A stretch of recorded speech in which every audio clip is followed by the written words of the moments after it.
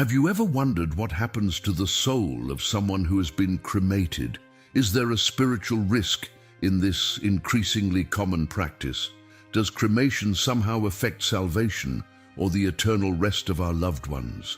These are difficult questions that many of us face, but few dare to ask openly.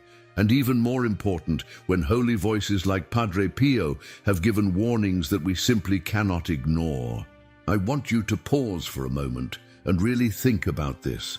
What if the decisions we make about our physical remains actually have spiritual consequences? What if there's a profound connection between how we treat the body after death and the journey of the soul? Today, I'm going to share with you what Padre Pio, one of the most mystically gifted saints of our time, revealed about cremation and the fate of the soul. This isn't just theological speculation. This touches the very core of who we are, body, soul, and spirit united in the same dignity.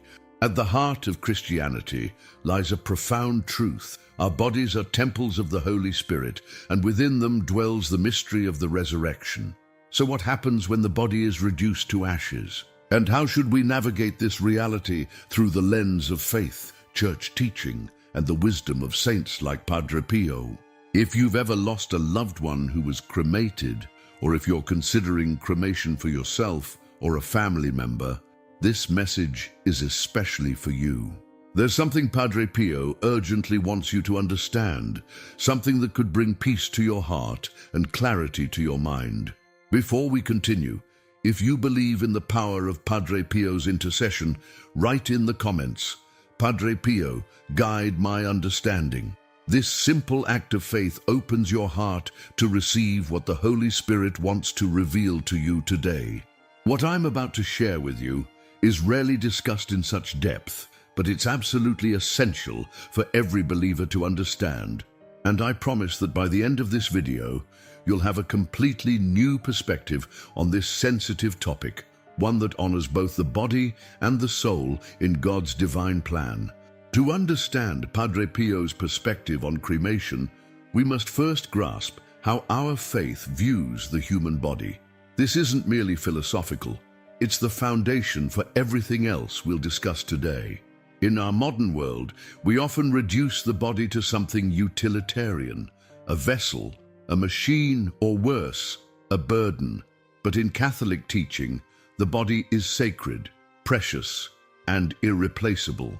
It's not something we own like property. It's a gift entrusted to us by God Himself. The Apostle Paul writes clearly, "Do you not know that your body is a temple of the Holy Spirit within you?" This isn't poetic language. It's literal truth. Padre Pio understood this reality with extraordinary clarity. For him, the human body wasn't just biological matter destined for decay. It was a sacred space where heaven and earth meet. As someone who bore the wounds of Christ in his own flesh, the stigmata, he experienced firsthand how the body participates in redemption and sanctification. One of Padre Pio's most powerful statements on this subject came when he was counseling a grieving family.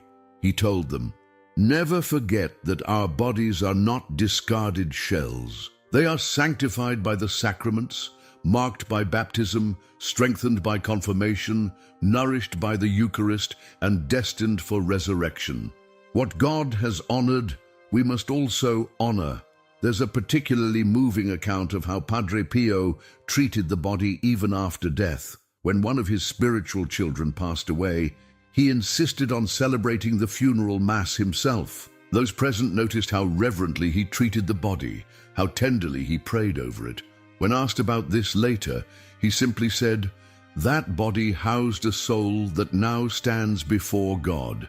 It was washed in baptism, fed with Christ's body, and anointed with holy oil. How could I not show it profound respect?" This respect wasn't sentimental. It was theological. Padre Pio knew what many of us forget. The body is not a temporary shell, but an essential part of our identity. At the resurrection, we will not be disembodied spirits, but complete persons, body and soul, reunited and glorified. The Catechism reminds us that The Christian meaning of death is revealed in the light of the paschal mystery of the death and resurrection of Christ, in whom resides our only hope. This is precisely why how we treat the body after death matters, because it reflects what we truly believe about resurrection. Padre Pio once told a grieving mother, "Your son's body is asleep, not destroyed. It awaits the trumpet call. What sleeps will awaken.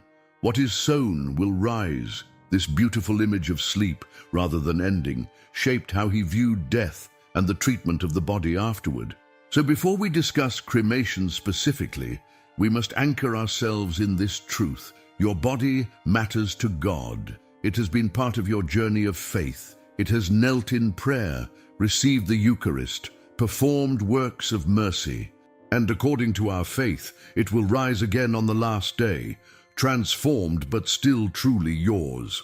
As we move forward, keep this perspective in mind. It's through this lens of sacred dignity that we can properly understand what Padre Pio revealed about cremation and its relationship to the soul's journey. As we explore these profound teachings of Padre Pio, I want to share something special with you. Many of you have been asking for deeper spiritual guidance based on Padre Pio's wisdom. That's why we've created the e-book, The Spiritual Secrets of St. Padre Pio, a treasure trove of his most powerful prayers, reflections, and practical spiritual advice. This isn't just another book about Padre Pio. It's a spiritual companion that will help you apply his wisdom to your everyday challenges. Inside, you'll find powerful prayers for protection, healing meditations, and practical guidance for strengthening your faith journey. The same spiritual insights that have brought comfort to millions worldwide are now available to guide you through life's difficulties. If today's message on cremation and the soul's journey has touched you, this resource will deepen your understanding even further. Click the link in the comment section to get your copy now. Your spiritual journey with Padre Pio is just beginning. For centuries, the Catholic Church prohibited cremation. This wasn't arbitrary, but rooted in defending the dignity of the body and the belief in resurrection. However, in 1963, the Church modified this position, recognizing that cremation itself wasn't inherently opposed to Christianity. But this change came with important qualifications that Padre Pio was deeply concerned about. The Catechism of the Catholic Church, Ind. 2301, now states, "The Church permits cremation, provided that it does not demonstrate a denial of faith in the resurrection of the body." This careful wording reveals something profound. It's not the physical act of cremation that's problematic, but rather the intention and beliefs behind it. Padre Pio, with his mystical insight, saw beyond the theological statements to the spiritual realities involved. Even after the Church permitted cremation, he continued to express caution. When asked directly about this change, he responded thoughtfully, "The Church in her wisdom permits what is not intrinsically evil, but wisdom also means discerning what is most conducive to spiritual good." What troubled Padre Pio wasn't cremation itself, but what it often symbolized in modern society, a forgetting of the body's sacredness and the reality of resurrection. He observed that many people chose cremation not from practical necessity, but from a diminished understanding of the body's spiritual significance. During a spiritual direction session, Padre Pio once told a physician, "Don't confuse what is permitted with what is spiritually beneficial." The Church permits many things that are not the highest expression of our faith. This distinction between permission and spiritual ideal is crucial to understanding his perspective. One particularly striking statement attributed to Padre Pio was shared by his spiritual children. When asked about cremation, he reportedly paused in deep thought before saying, "Do not be hasty to scatter what God has carefully assembled. There is a divine craftsmanship in the human body that speaks of its creator and its destiny." What's particularly insightful about Padre Pio's approach was his pastoral sensitivity. He never condemned those who chose cremation, especially when it was done for legitimate reasons, such as public health requirements, economic necessity, or cultural circumstances. Instead, he encouraged thoughtful discernment. The Church's current position, which Padre Pio would have us carefully consider, includes specific guidelines. Cremated remains should be kept in a sacred place, such as a cemetery or columbarium, not scattered or kept at home. This isn't mere regulation, but reflects the belief that the body, even in ash form, deserves reverence and proper ritual care. A practical example of applying Padre Pio's teaching today might be the family who, facing financial constraints, chooses cremation but ensures a proper funeral mass with the body present, followed by placement of the cremated remains in a blessed cemetery. They honor both practical realities and spiritual truths. What Padre Pio emphasized wasn't rigid adherence to traditional practices for their own sake, but maintaining reverence for the body while understanding its connection to our belief in resurrection. As he often said, what we do with the body after death should reflect what we believe about life after death.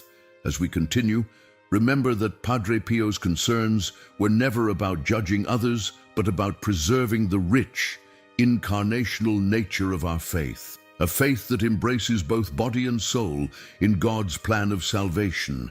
Perhaps the most pressing question for many is, does cremation harm the soul or affect its journey after death? This concern touches the heart of our fears and hopes for our loved ones who have passed on. Padre Pio, with his extraordinary spiritual gifts, offered profound insights that can bring clarity and peace to troubled hearts. First and foremost, Padre Pio was absolutely clear on one point. The omnipotence of God is not limited by what happens to the physical body after death. In conversations with his spiritual children, he would emphasize, God who created the universe from nothing can certainly resurrect a body regardless of its condition. The soul's eternal destiny is not compromised by cremation itself. God's power transcends the physical state of human remains, whether buried intact, cremated, lost at sea, or even completely destroyed by tragedy. What concerned Padre Pio more deeply was not the physical process, but the spiritual disposition behind the choice. He could perceive, with his remarkable spiritual sensitivity, that intentions matter tremendously in spiritual realities. A family choosing cremation for practical reasons while maintaining reverence and faith faces no spiritual obstacle.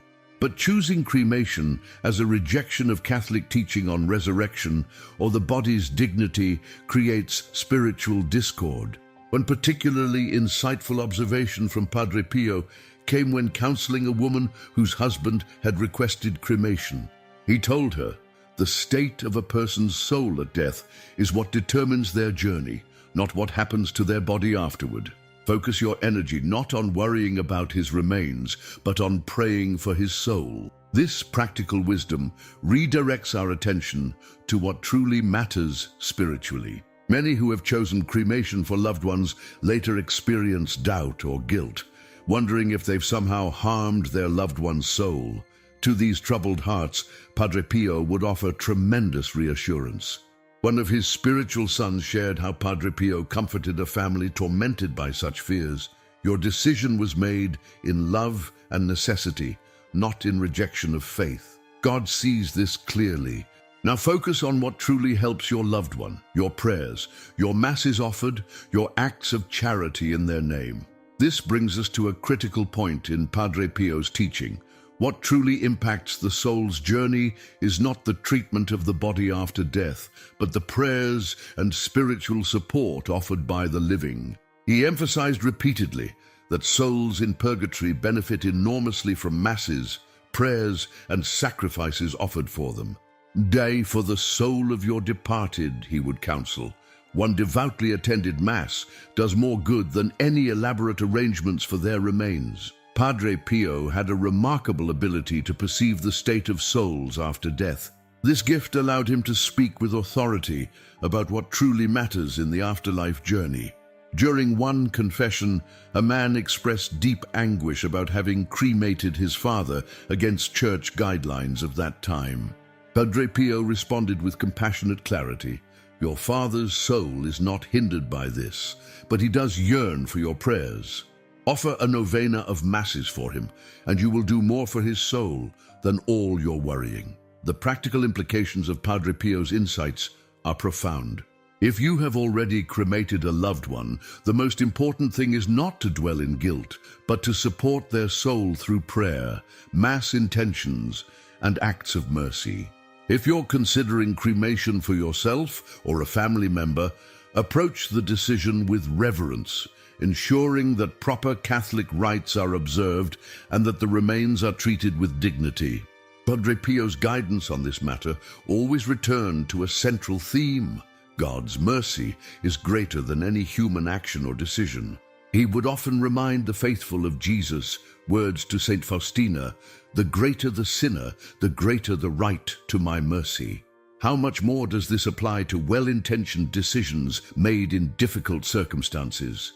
What ultimately affects the soul's journey is the life lived, the faith embraced, and the love given and received. As Padre Pio would say, live in such a way that your soul is always ready to meet God, and let your loved ones support your journey with their prayers when that moment comes.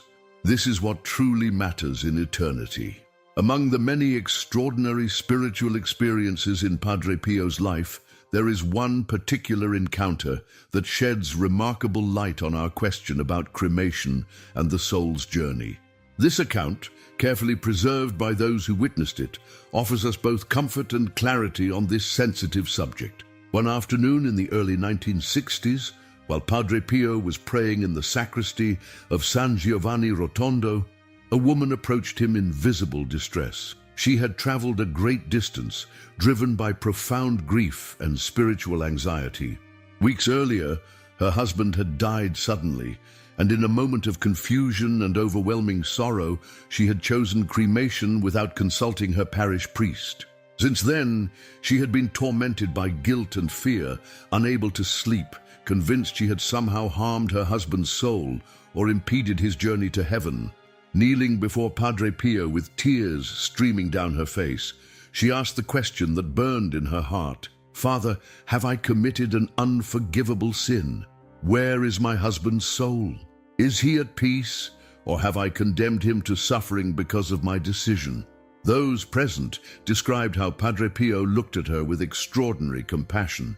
He remained silent for what seemed like an eternity, his eyes closed in deep prayer. The witnesses reported that his face showed signs of being in spiritual communication, something they had seen before when he was granted mystical visions. When he finally spoke, his voice was gentle yet firm. "God sees the heart. You acted out of grief, not out of contempt for the faith. Your husband's soul is not lost, but he needs your prayers." The woman began to weep even more intensely, but those who observed noted a change in her countenance, the beginning of relief breaking through her despair. What Padre Pio said next would forever mark her soul and offers us profound insight into the reality of the afterlife. His eyes still closed, his words came almost as a divine whisper. "I have seen him, I saw his soul. He is in purgatory." He calls for you, not with reproach, but because he loves you, because he knows your prayers can open the door to paradise for him. Do not stop offering masses for him. Pray the rosary each night, and do not fear, because your love will be the rope that pulls him from the purifying fire. The woman fell to her knees, sobbing into her hands, but with a new kind of weeping, no longer from anguish, but from hope. That very evening, she wrote in her journal, which her family has preserved as a spiritual treasure, "Padre Pio has restored my peace. My husband is not lost. He is on his way, and I will be his bridge to heaven." From that day forward, she faithfully had a Mass celebrated in her parish on November 2nd, All Souls' Day. She would light a candle before the Sacred Heart and pray the rosary quietly, knowing that although her husband's body had been reduced to ashes, his soul remained alive, awaiting purification through God's love and his faithful wife's intercession. This account reveals several crucial insights from Padre Pio about cremation and the soul's journey. First, The intention behind our decisions matters more than the decisions themselves. The woman had acted from grief, not from rejection of faith, and God recognized this distinction. Second, Padre Pio confirmed that cremation does not determine the soul's destiny. Her husband's soul was in purgatory not because of cremation, but because, like most souls, he needed purification before entering the fullness of God's presence. Third, and perhaps most importantly, Padre Pio emphasized the power of prayer for the deceased. This is where our focus should be, not on guilt over past decisions about remains, but on actively supporting our loved ones through prayer, especially the Rosary and the Mass. For those of us today who face similar questions or carry similar burdens of doubt, Padre Pio's message remains clear. God's mercy transcends our human actions and decisions. What matters most is not how we handled the physical remains, but how we support the soul's journey through our faithful prayers and remembrance. As you reflect on this powerful encounter, consider how it might apply to your own experience with departed loved ones.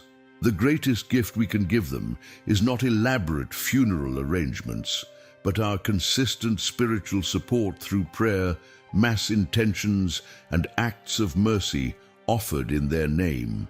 In light of everything we've explored through Padre Pio's wisdom, let's now turn to practical guidance for those facing decisions about cremation or carrying concerns about past choices.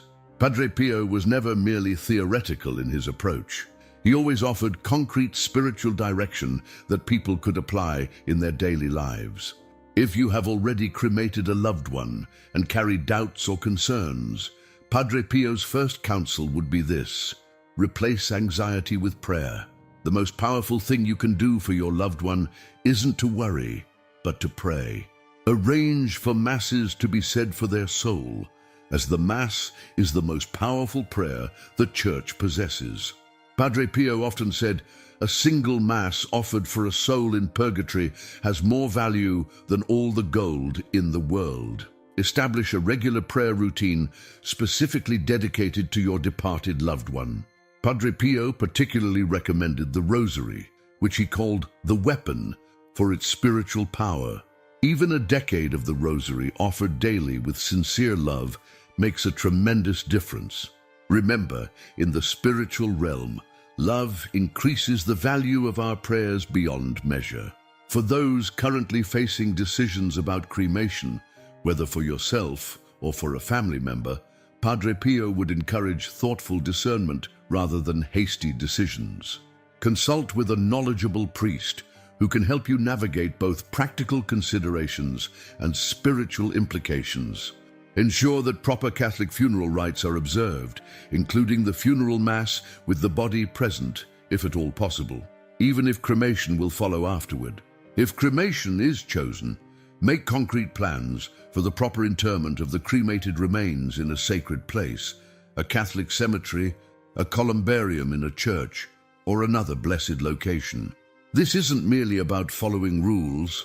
It's about creating a physical place for remembrance and prayer, honoring the body's dignity even in ash form, and witnessing to our belief in resurrection. Padre Pio would also emphasize the importance of clear communication with family members about your own wishes. Many family conflicts and spiritual anxieties arise because intentions weren't clearly expressed. Have these conversations now, while there is time for thoughtful discussion, rather than leaving difficult decisions to grieving loved ones. Perhaps most importantly, Padre Pio would remind us to focus on preparing our souls, not just making arrangements for our bodies. He would often say, "Prepare to meet God every day of your life, and the details of what happens after your death will fade in significance. Live in a state of grace through regular confession. Receive the Eucharist devoutly. Pray the Rosary daily and practice charity. These spiritual habits prepare us far better for eternity than any funeral arrangements." One especially beautiful practice Padre Pio recommended was offering sacrifices and acts of charity for the souls in purgatory. Each act of mercy you perform, he would say, can release torrents of grace for suffering souls. Consider establishing a memorial fund for masses, donating to charitable causes in your loved one's name, or performing works of mercy as spiritual gifts for the deceased. For those struggling with guilt over past decisions, Padre Pio's message was consistently one of hope and mercy. During a spiritual direction session, he told someone tormented by similar concerns, God's mercy is not limited by our mistakes or even by our sins. Offer your pain and regret as a prayer, then replace them with trust in God's infinite understanding. This transformation of regret into faithful trust creates powerful spiritual fruit. As we conclude this practical guidance, let Padre Pio's own words bring peace to your heart. Pray, hope, and don't worry. These simple words contain profound wisdom for approaching all matters of death, burial, and the afterlife. Trust in God's mercy, which is greater than any human decision. Hope in the resurrection that awaits us all, and channel your concern into prayer, the greatest gift you can offer your departed loved ones. As we come to the end of our journey exploring Padre Pio's insights on cremation and the soul's fate, I want to speak directly to your heart. Whatever decisions you've made in the past or whatever choices lie before you, remember this central truth. God's love and mercy are infinitely greater than any human action or decision regarding physical remains. Padre Pio, with his profound spiritual gifts, consistently pointed us toward what truly matters, not the condition of the body after death, but the state of the soul before God. He reminded us that our focus should always be on preparing our souls through prayer, sacraments, and charity, while supporting our departed loved ones through faithful intercession. The story of the woman who received Padre Pio's mystical reassurance teaches us something beautiful, that even in our moments of confusion or regret, God sees our hearts and honors our love. Our departed loved ones don't need perfect decisions. They need our prayers, our masses offered, our rosaries prayed with devotion. If today's message has touched your heart or brought you peace about a difficult decision, please write "Peace Through Prayer" in the comments. Your witness might bring comfort to someone else carrying the same hidden burden you've been bearing. I also invite you to share this video with someone who might be struggling with questions about cremation, someone mourning a loved one, or anyone seeking clarity on this sensitive topic. The wisdom of Padre Pio isn't meant to be kept to ourselves, but shared as a healing balm for troubled hearts. Remember his powerful words, "In my greatest sufferings, it helps to think of the glory of heaven that awaits us." What is a lifetime of pain compared to an eternity of joy? Whether our bodies return to dust slowly in the earth or quickly through cremation, our souls are destined for God's presence if we live in his love. May Padre Pio's intercession bring peace to your heart, clarity to your mind, and hope for your journey. And may the souls of all the faithful departed, through the mercy of God, rest in peace. Until next time, keep your heart fixed on eternity and your hands busy with prayer. God bless you. Did you know that you have a powerful weapon that can protect you even while you sleep? It's not a sword, not an amulet, but something far more powerful. A divine shield that drives away evil and brings you closer to God, the Holy Rosary. But here's a secret few people know. It's not just about praying the Rosary. There's a simple yet incredibly powerful practice that can transform your nights and your life, placing it under your pillow. This isn't superstition. It's a spiritual secret recommended by none other than Saint Padre Pio. He taught that this small act can bring 5 extraordinary graces, shielding your soul and filling your nights with divine protection. Want to know what these hidden blessings are? Stay with me until the end. What if I told you that tonight, before you go to bed, you could activate a shield of divine protection that works while you sleep? Padre Pio not only practiced this himself, but insisted it was crucial for spiritual warfare in our modern times. In fact, he never spent a single night without this powerful protection, even during his most challenging spiritual battles. In the next few minutes, I'm going to reveal 5 shocking reasons why Padre Pio adamantly recommended keeping your rosary under your pillow at night. These aren't just ordinary insights. They're revelations that have helped thousands find peace, protection, and miraculous interventions in their lives. One woman recently wrote to me, "I never understood why I felt so vulnerable at night until I started following Padre Pio's advice. What happened next was beyond anything I could have imagined." Before I share her incredible story and these 5 life-changing reasons, take a moment right now to hit the like button and write, "Padre Pio, pray for us," in the comments. This simple act of faith will help spread this crucial message to others who desperately need this protection tonight. What you're about to learn isn't just another piece of spiritual advice. It's a powerful secret that the forces of darkness don't want you to know. And once you understand why Padre Pio was so insistent about this practice, you'll never look at your rosary the same way again. Let me share something remarkable that happened in San Giovanni Rotondo many years ago.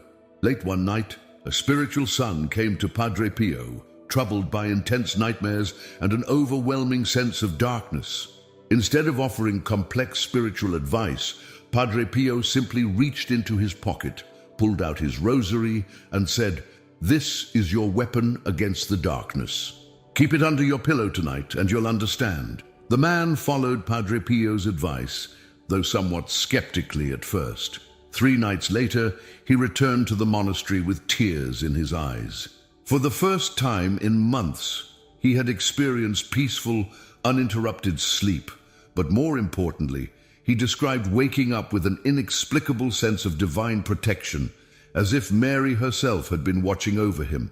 This wasn't an isolated incident. Throughout his life, Padre Pio witnessed countless similar transformations through this simple yet powerful practice. You see, the rosary isn't just a string of beads or a series of prayers. It's a direct line to heaven, a channel of grace that becomes even more powerful during our most vulnerable hours. Let me share the first 2 shocking reasons why Padre Pio insisted on keeping the rosary under your pillow at night.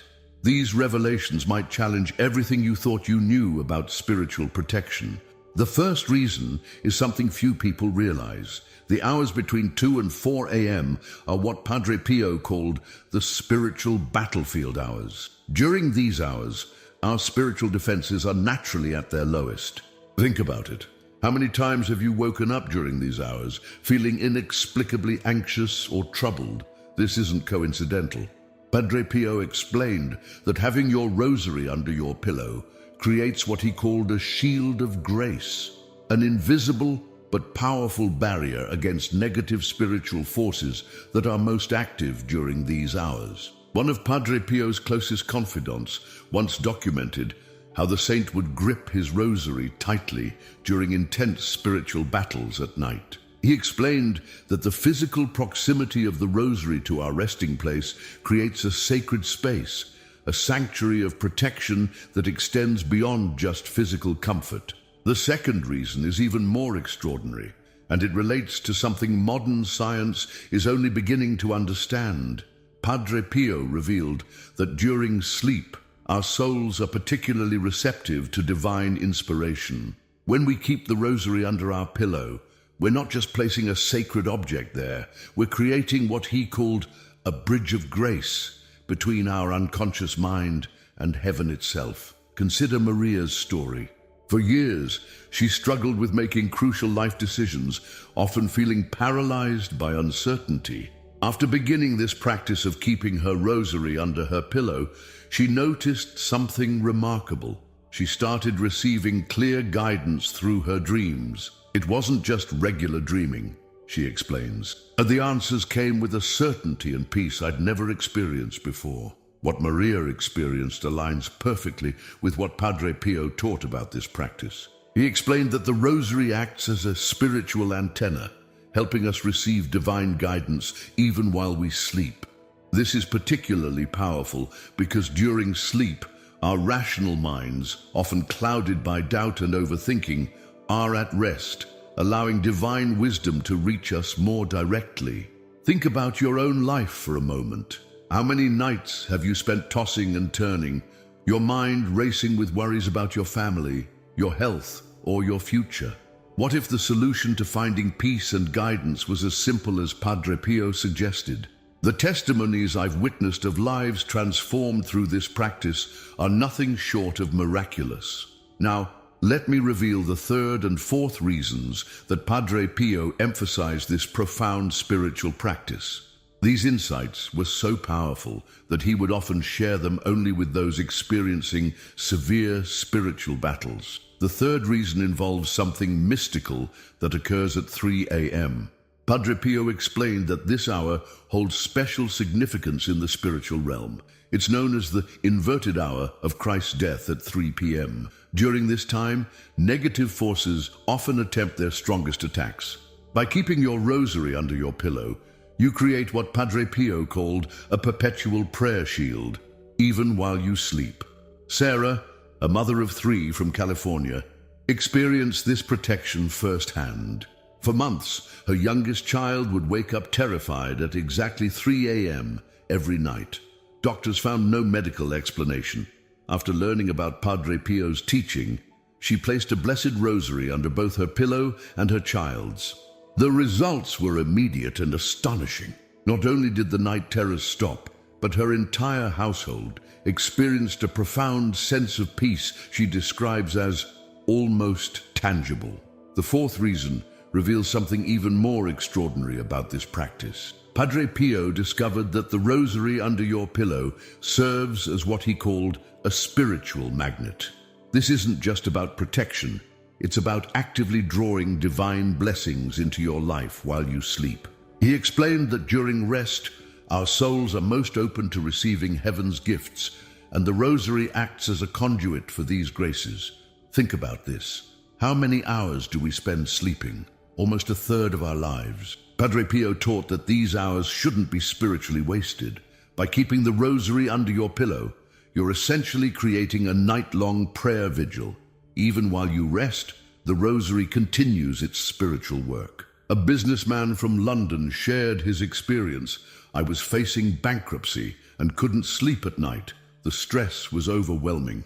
After implementing Padre Pio's rosary practice, not only did I start sleeping better, but solutions to my financial problems began appearing in unexpected ways. It was as if the rosary was working on my behalf while I slept. This leads us to something crucial that Padre Pio emphasized about this practice: the rosary under you. Before I share the fifth and most powerful reason, let me tell you about something special we've prepared for those who want to deepen their understanding of Padre Pio's spiritual teachings. For those of you who feel called to deepen your connection with Padre Pio's spiritual wisdom, I have something extraordinary to share. While researching these powerful teachings, we discovered even more profound secrets that Padre Pio revealed to his closest spiritual children. We've compiled these sacred teachings into a special ebook, The Spiritual Secrets of St. Padre Pio. This isn't just another spiritual book. It's a treasure trove of Padre Pio's most powerful prayers, his personal spiritual practices, and the exact methods he used to overcome spiritual battles. Inside this transformative guide, you'll discover Padre Pio's private prayer techniques that he shared only with his closest followers, the exact spiritual warfare prayers he used during intense spy, his secret methods for deepening your connection with heaven, previously unrevealed insights about the power of the rosary, step-by-step guidance for implementing his spiritual protection practices. What makes this guide truly special is that it includes Padre Pio's personal annotations and spiritual reflections, many of which have never been published before. These insights will help you understand not just what to do, but why and how these practices work on a deeper spiritual level. For a limited time, we're making this exclusive guide available to our viewers. Simply click the link in the description below or in the pinned comment. Remember, this knowledge isn't meant to stay hidden. It's meant to be shared with those who truly seek spiritual transformation. Now let me share something that will make your understanding of Padre Pio's teachings even more powerful: The fifth and most extraordinary reason for keeping the rosary under your pillow at night. The fifth reason Padre Pio gave for keeping the rosary under your pillow is perhaps the most powerful of all, and it's connected to a mysterious phenomenon he called divine synchronicity. This revelation was so profound that he only shared it with those who were ready to experience a complete spiritual transformation. You see, Padre Pio explained that when we sleep with the rosary under our pillow, we create what he called a spiritual anchor point. This anchor doesn't just protect us, it actually begins to reshape the spiritual fabric of our entire home. Think of it as dropping a stone in still water. The ripples extend far beyond the point of contact. Let me share a remarkable story that illustrates this power. Angela, a widow from Toronto, was struggling with overwhelming grief and loneliness after losing her husband. Her nights were particularly difficult, filled with sadness and anxiety. After beginning this practice with the rosary, she experienced something extraordinary. She began noticing what she described as moments of divine presence, not just at night, but throughout her entire day. But here's what makes this fifth reason truly extraordinary. Padre Pio revealed that the rosary under your pillow creates what he called a spiritual magnetic field that affects not just you, but everyone in your household. This is why many people report that when they begin this practice, their entire family experiences positive changes, even those who aren't particularly spiritual. A police officer from Chicago shared an astounding testimony. After starting this practice, not only did his own stress levels decrease dramatically, but his teenage children, who had been distant and rebellious, began showing remarkable changes in their behavior.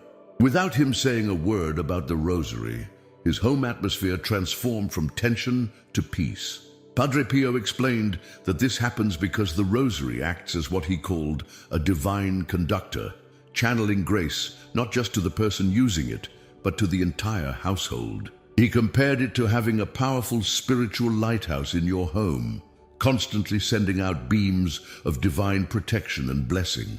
In my years of studying Padre Pio's teachings, I've collected hundreds of testimonies about this practice, but none are as powerful as what happened to Maria Elena from Mexico City. Her story perfectly demonstrates the far-reaching effects of this spiritual practice. Maria Elena had been struggling with a generational pattern of family conflicts and financial difficulties. After learning about Padre Pio's teaching, she placed a blessed rosary under her pillow and committed to this practice for 40 days. What happened next was nothing short of miraculous.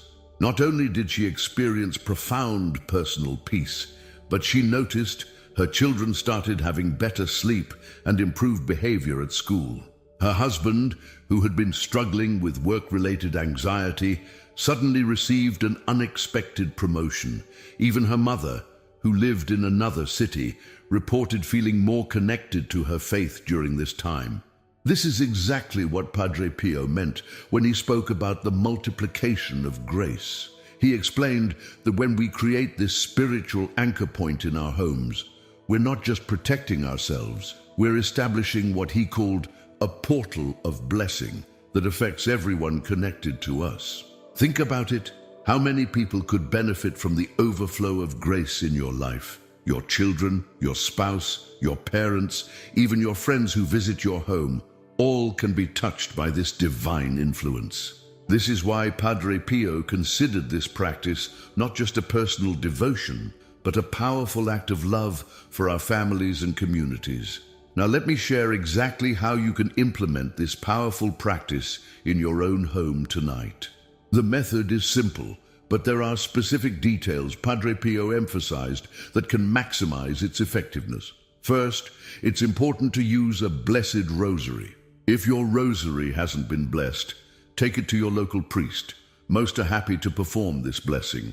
Padre Pio stressed that while any rosary can serve as a protection, a blessed one carries additional spiritual power. Before placing the rosary under your pillow, hold it in your hands and say this simple prayer. Through the intercession of Padre Pio and the Blessed Mother, I claim this rosary as my spiritual protection. This establishes your intention and activates what Padre Pio called the sacred connection. Place the rosary directly under your pillowcase, not under the pillow itself. This ensures the closest possible contact while you sleep. Some people have asked if it matters which side of the bed. Padre Pio said the right side is preferable as it aligns with ancient spiritual traditions. If you wake during the night, especially around 3 a.m., gently touch the area where the rosary lies and make the sign of the cross. This simple gesture reaffirms your connection to divine protection. Remember what Padre Pio said: in moments of spiritual warfare, even the smallest acts of faith become powerful weapons.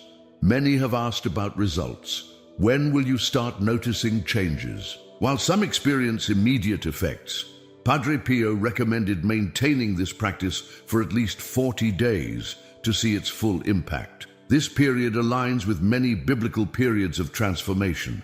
If you're watching this and feeling a strong urge to begin this practice, that's not coincidental. Padre Pio often said that when someone feels drawn to a spiritual practice, it's because heaven itself is extending an invitation of grace. Tonight, as you prepare for sleep, remember these 5 extraordinary reasons Padre Pio revealed about keeping the rosary under your pillow. This simple yet powerful practice could be the key to transforming not just your nights, but your entire spiritual life. Remember, you're not just protecting yourself, you're creating a sanctuary of grace that extends to your entire household. Think of those you love who might need this protection. By implementing this practice, you become a channel of blessing for them as well. If this message has touched your heart, please write, "Thank you, Padre Pio," in the comments below. Your comment helps spread this crucial message to others who might be searching for spiritual protection in these challenging times. Don't forget to download our special ebook to deepen your understanding of Padre Pio's spiritual wisdom. The link is in the description below. Let's close with Padre Pio's favorite prayer: "Stay with me, Lord, for it is necessary to have you present so that I do not forget you." Stay with me, Lord, because I am weak and I need your strength. May the peace of Christ and the protection of Our Lady be with you always. Remember, you're never alone in your spiritual journey. Padre Pio intercedes for all who seek his help. God bless you, and I'll see you in our next video. Have you ever felt that certain days carry a special energy, a divine invitation that most people simply walk past without noticing? Have you noticed how some saints seem to whisper secrets that could change everything about how we approach our faith? Dear brothers and sisters, August 11th is not an ordinary day. It's the feast day of St. Clare of Assisi, the brave woman who left everything behind to follow Christ in absolute poverty and discovered 3 spiritual secrets that Padre Pio himself practiced throughout his entire life. You see, most people think St. Clare was just another nun who lived centuries ago, but Padre Pio knew something different. He understood that Clare wasn't just a saint from the past. She was a teacher whose lessons are desperately needed today. In fact, Padre Pio followed 3 specific practices that St. Clare pioneered, and he believed these 3 things should be done by every faithful soul on her feast day. But here's what troubles me. In our busy world, we've forgotten the profound wisdom that flows from St. Clare through Padre Pio to us. We treat saints' feast days like calendar reminders instead of spiritual doorways. We miss the treasures hidden in plain sight. Today, I'm going to share with you the 3 things that Padre Pio said we must do on St. Clare's Day. These aren't just religious obligations or empty rituals. These are pathways to transformation that have been tested by two of the most powerful saints in church history. If you believe in the intercession of St. Clare and trust in Padre Pio's wisdom, write in the comments, "St. Clare, help me find true freedom." Your words matter, and they help this message reach others who desperately need to hear it. But I need to warn you about something. What I'm about to reveal might challenge everything you think you know about spiritual life. Padre Pio didn't just admire St. Clare from a distance. He lived her teaching so deeply that people said he embodied her spirit in a male Franciscan's habit. The first thing Padre Pio insisted we do on St. Clare's Day will surprise you. It's not what most Catholics expect, and it's certainly not what the world teaches us about success and happiness. Yet this single practice has the power to break chains that have held you captive for years. Are you ready to discover what Padre Pio learned from the woman who stared down armies and moved the Pope herself to change church law? Because once you understand these three secrets, August 11th will never be just another day on your calendar again. Picture this. An 18-year-old girl from one of the wealthiest families in Assisi sneaks out of her father's house in the middle of the night. She runs through dark streets, her heart pounding, carrying nothing but the clothes on her back. When she reaches the small chapel where Francis of Assisi is waiting, she does something that shocks everyone present. She asks him to cut off all her beautiful blonde hair. This wasn't just a dramatic gesture. Clare understood something that most of us miss completely. She knew that true freedom begins with letting go of everything the world tells us we need to be happy. Padre Pio called this the fast of humility, and he insisted it was the first thing every person should practice on St. Clare's Day. But this isn't about going without food for a day. This is about something much deeper and more challenging. The fast of humility means deliberately choosing to let go of something that feeds your ego, your status, or your sense of being better than others. Padre Pio would often tell people, you cannot serve God and your pride at the same time. One must die for the other to live. Think about Clare for a moment. She had everything: beauty, wealth, social position, marriage prospects that would secure her future. Yet she saw through all of it. She recognized these things as beautiful prison bars that would keep her from experiencing the freedom that comes with complete trust in God.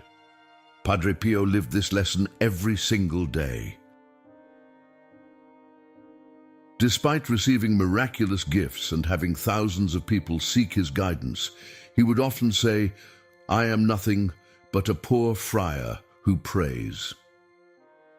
When reporters called him a miracle worker, he'd redirect the attention to Christ. When wealthy benefactors offered him luxuries, he'd accept only what was absolutely necessary. But how do we practice this fast of humility today? It's not about throwing away everything you own or living in poverty. It's about identifying what you're secretly proud of and choosing to hold it more lightly. Maybe you're proud of your education, your job title, your social media following, or even your spiritual practices. The fast of humility asks you to spend one day treating these things as gifts rather than achievements. Instead of mentioning your accomplishments in conversations, listen more deeply to others. Instead of checking how many likes your posts received, spend that time in quiet prayer. Here's what Padre Pio discovered about this practice. When you fast from your pride, even for one day, something remarkable happens. The space that was filled with self-concern becomes available for God to work. You start noticing needs around you that were invisible before. You become more patient with difficult people because you're not constantly defending your image. Claire experienced this transformation so powerfully that she influenced popes and kings, not through political maneuvering, but through the pure authority that comes from someone who has nothing left to protect except love itself.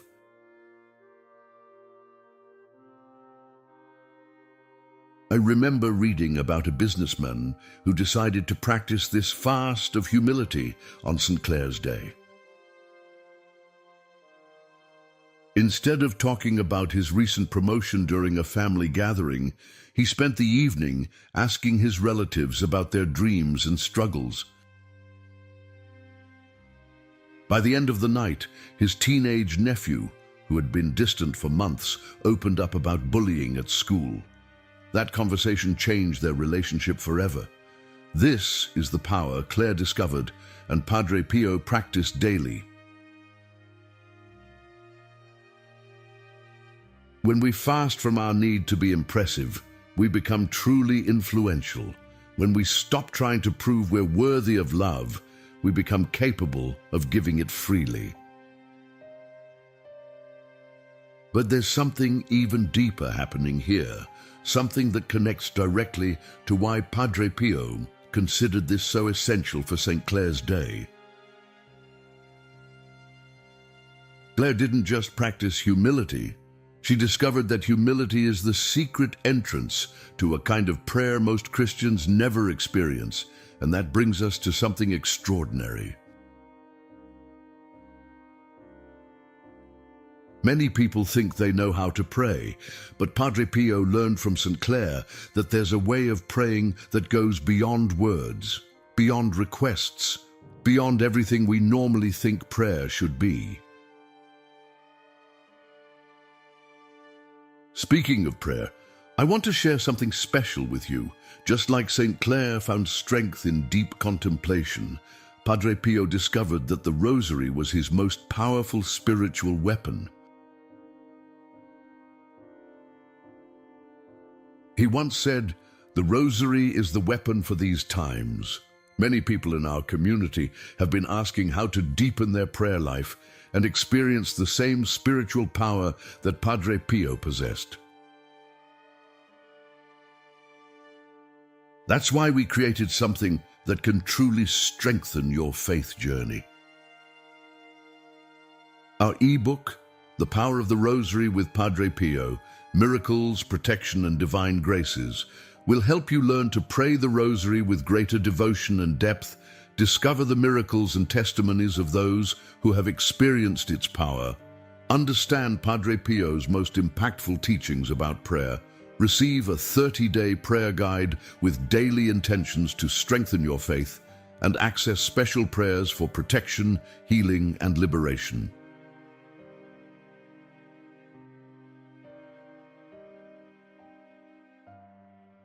The rosary was Padre Pio's greatest weapon, and today it can be yours too.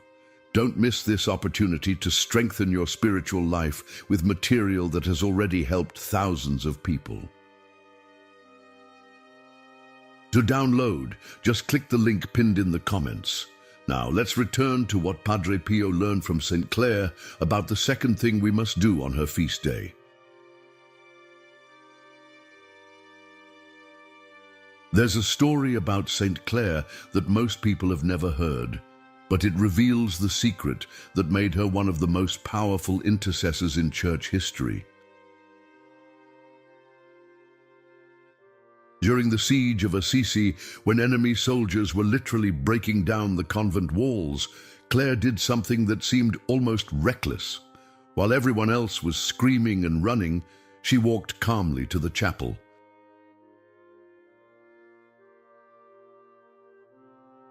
She knelt before the Blessed Sacrament and simply waited, not asking, not pleading, not bargaining with God, just being present with him in complete silence. The soldiers, who had been shouting and breaking everything in their path, suddenly became confused. They couldn't find the entrance they had just been using. They wandered around the convent walls as if they were lost in a maze, and eventually they simply left. The entire community was saved, not through weapons or walls, but through Claire's deep, silent communion with Christ. Padre Pio understood this power intimately. He called it contemplative prayer, and he insisted it was the second essential practice for St. Clare's Day. But here's what most people don't realize about contemplative prayer. It's not about emptying your mind or achieving some mystical state. It's about learning to be comfortable with God's presence when you have nothing to say. Think about it this way. In your closest human relationships, the most intimate moments aren't filled with constant talking. They're the comfortable silences, the moments when you're simply glad to be in the same room with someone you love.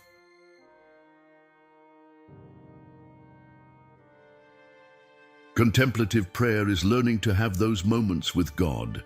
Padre Pio would spend hours in this kind of prayer. People would see him kneeling in the chapel, completely still, and wonder what he was doing. He wasn't reciting prayers or reading scriptures. He was practicing what St. Clare had mastered, the art of resting in God's presence without needing anything from him. Prayer is the best weapon we have, Padre Pio would say. It is the key to God's heart, but the most powerful prayer is often the quietest one. Here's how to practice contemplative prayer on St. Clare's Day, following the method that both she and Padre Pio used. Find a quiet place where you won't be disturbed for at least 15 minutes. Sit comfortably, close your eyes, and simply acknowledge that God is present with you. Don't ask for anything. Don't try to solve any problems.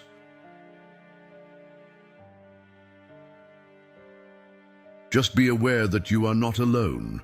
When thoughts come into your mind, and they will, don't fight them. Simply notice them and let them pass like clouds across the sky. If you find yourself starting to worry about something or plan your day, gently bring your attention back to the simple truth. God is here with me right now. What usually happens next surprises most people. At first, you might feel restless or bored. You might think this kind of prayer is a waste of time because you're not getting anything done.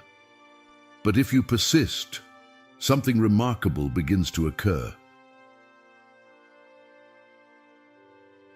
You start to sense a presence that was always there, but that you had been too busy to notice. It's not dramatic or overwhelming. It's more like recognizing that someone has been sitting quietly beside you all along, waiting for you to acknowledge them. This is what St. Clare discovered during that siege. When external chaos was at its peak, she found perfect peace in God's presence, and from that place of peace, she was able to intercede with supernatural power. Padre Pio experienced this same phenomenon. Even when hundreds of people were waiting to see him, even when he was suffering from his stigmata, he carried this inner stillness with him. People said that just being near him made them feel calm, as if his peaceful communion with God was contagious. But here's the secret that both Clare and Padre Pio knew. Contemplative prayer doesn't just bring you peace. It makes you incredibly sensitive to the needs of others. When you spend time simply being with God, you start to see the world through His eyes. You notice the lonely person sitting alone at church. You feel drawn to call a friend who's going through a difficult time. You become an instrument of God's love without even trying. I once met a woman who started practicing contemplative prayer after learning about St. Clare's method. She told me that after just a few weeks, her teenage daughter said, "Mom, you've become such a good listener. I feel like you actually hear me now." The mother hadn't changed her parenting techniques or read any books about communication.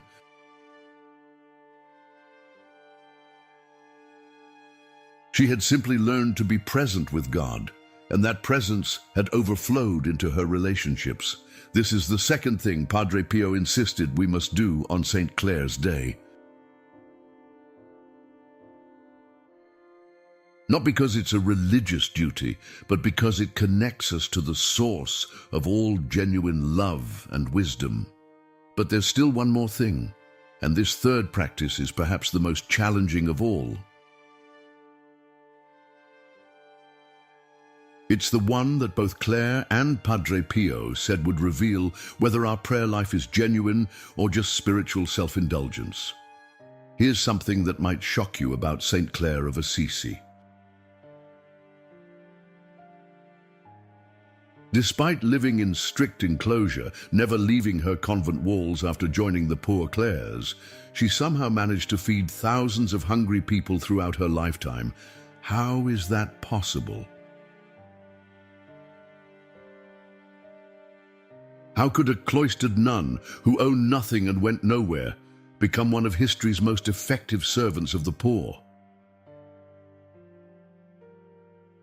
The answer reveals the third thing that Padre Pio said we must do on St. Clare's Day, and it's going to challenge everything you think you know about serving others. Clare understood that genuine service begins not with grand gestures or organized charity events, but with a heart that has been broken open by love. She discovered that when you truly encounter God in prayer, you cannot help but see His face in every person who suffers. From behind her convent walls, Clare would organize the collection and distribution of food to the poor. She would send her sisters out with specific instructions about which families needed help. She somehow knew about pregnancies, illnesses, and financial crises happening throughout the city, even though she never left the monastery. People started calling it miraculous, but Clare knew it was simply the natural result of contemplative prayer. When you spend time in God's presence, He shows you where love is needed most urgently. Padre Pio lived this same principle throughout his entire ministry. Despite his fame and the crowds that came to see him, he never forgot that authentic spirituality must express itself in practical care for others. He once said, "Prayer is talking to God. Service is letting God talk through you." But here's what makes this third practice so challenging in our modern world. We live in a culture that has turned service into a performance.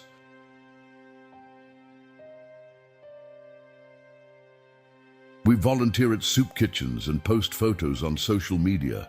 We give to charity and expect tax deductions. We help others and secretly hope they'll remember our kindness.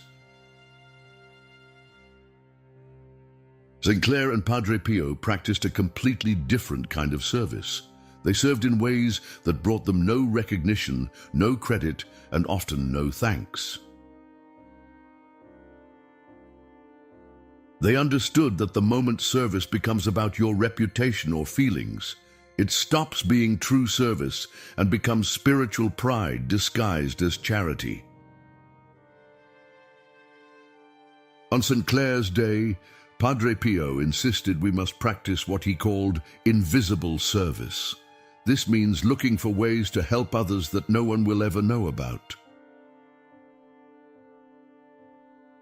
It means serving people who cannot possibly repay you or even thank you properly. Let me give you some concrete examples of invisible service that you can practice today. Pay for the groceries of the person behind you in line, but leave before they find out who did it. Send an anonymous note of encouragement to someone who's going through a difficult time.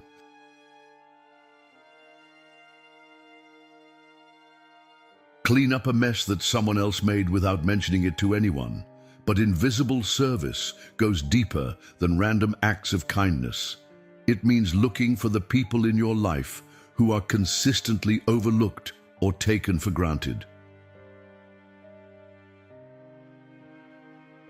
The janitor at your workplace who no one acknowledges, the elderly neighbor who rarely has visitors, the family member who always listens to everyone else's problems but never shares their own. Padre Pio had an extraordinary ability to notice these invisible people.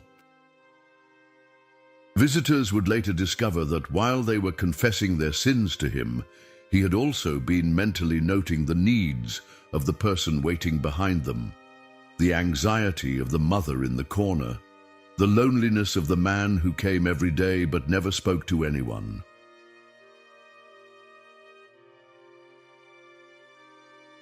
Here's what happened to a man who decided to practice invisible service on St. Clare's Day. He noticed that his elderly father-in-law always seemed to struggle with technology, but was too proud to ask for help.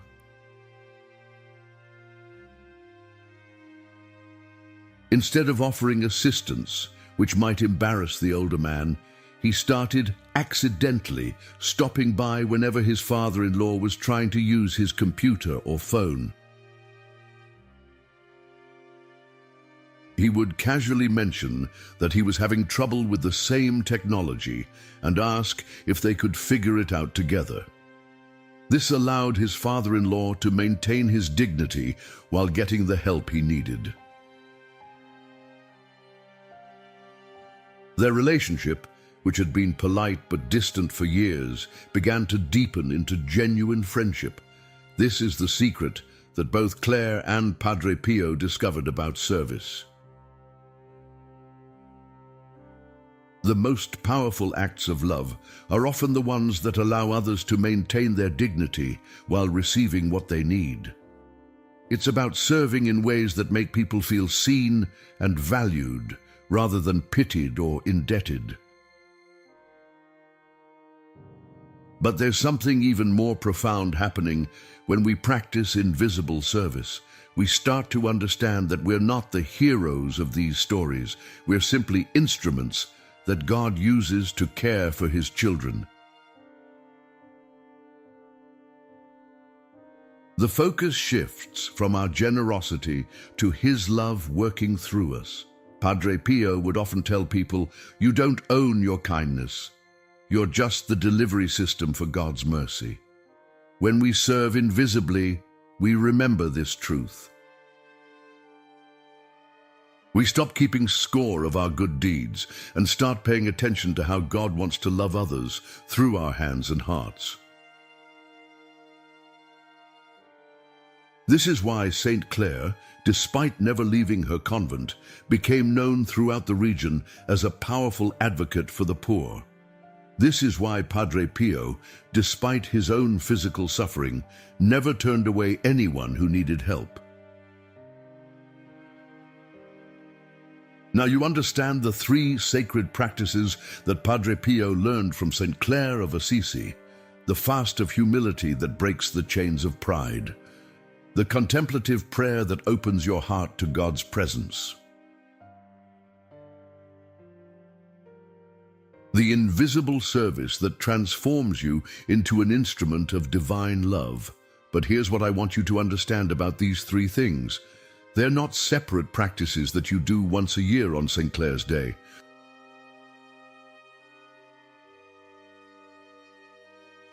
They're invitations to a completely different way of living.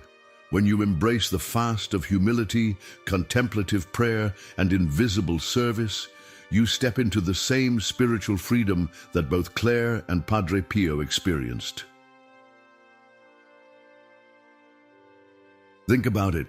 Clare gave up everything the world told her she needed to be happy, yet she became one of the most joyful and influential women in history. Padre Pio endured incredible physical suffering, yet people traveled from around the world just to be in his presence because he radiated such peace and love. What they discovered is what you can discover too. True happiness doesn't come from accumulating things or achievements or recognition. It comes from aligning your life so completely with God's love that every day becomes an opportunity to experience and share that love with others. This is the secret that August 11th holds for you. It's not just about honoring St. Clare or following Padre Pio's advice. It's about accepting an invitation to step into the life you were actually created to live.